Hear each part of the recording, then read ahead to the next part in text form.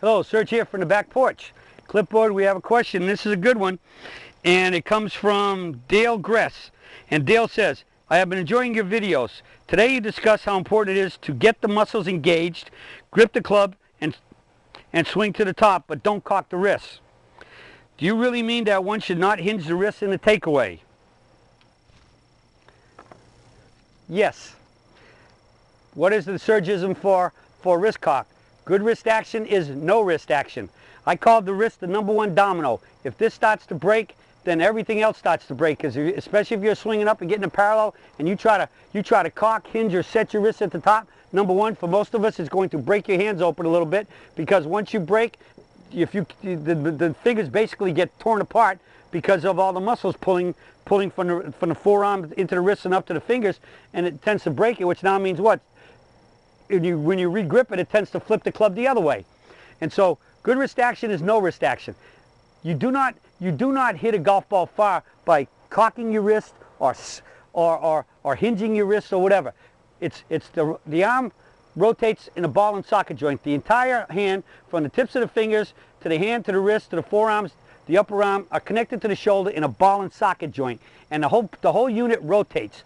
And as you can see here, if I start, when I bring them up, they're basically, and put them out in front of me like shaking hands, the palms are perpendicular to the ground, and if I rotate them, they both have about the same degree of rotation, which is not quite 360 degrees.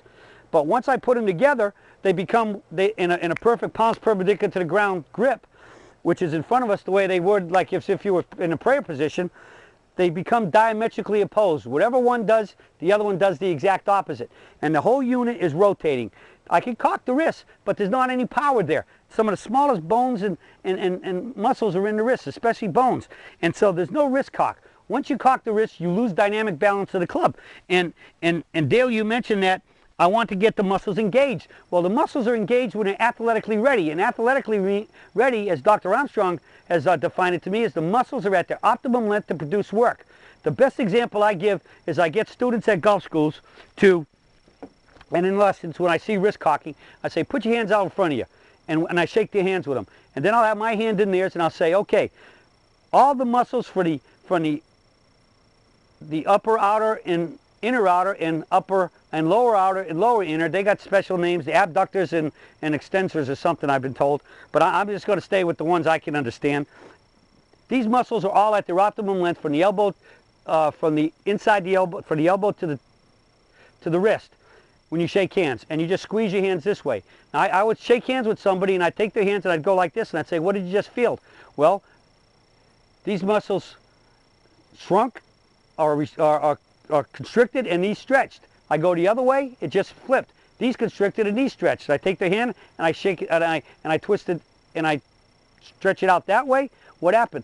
These stretched, these constricted. I go back to neutral and I go over there and the outside stretched and the inside's constricted. Well, that's what wrist cock does. It changes the muscle tone. If you change the muscle tone, you're no longer in dynamic balance. Your muscles are really not activated, or at least what activation they had is greatly reduced. And so you're losing strength and you're losing flexibility and you're losing the consistency of the response of how the arms can move and swing and rotate into impact and then through. Toe up the tree in the backswing where it comes down, toe up to return as we swing in the impact, which squares the club up, and then we go into the forward mid, toe up and up the tree. And so if you just stand here and look at this position, when I swing, I stake this and I just show my hand from the finger to my thumb right here on my watch, which is at my wrist. Notice that when I come back, it hasn't changed.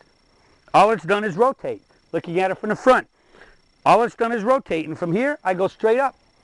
All it's done is rotate, but I have a downswing. There might be a little, when I pull down and I'm trying to keep the club up, there might be a little flexation in my wrist, but it's not breaking. The wrist stays relatively flat. And so that's the key. If you're allowing wrist cock hinging either at the top purposefully or when you start down, you let the club drop flat or whatever, and you go to a cup wrist, you've lost the muscle tone, in most cases in both arms. You've allowed one set of muscles to stretch and the other set to constrict, and you're really out of dynamic balance.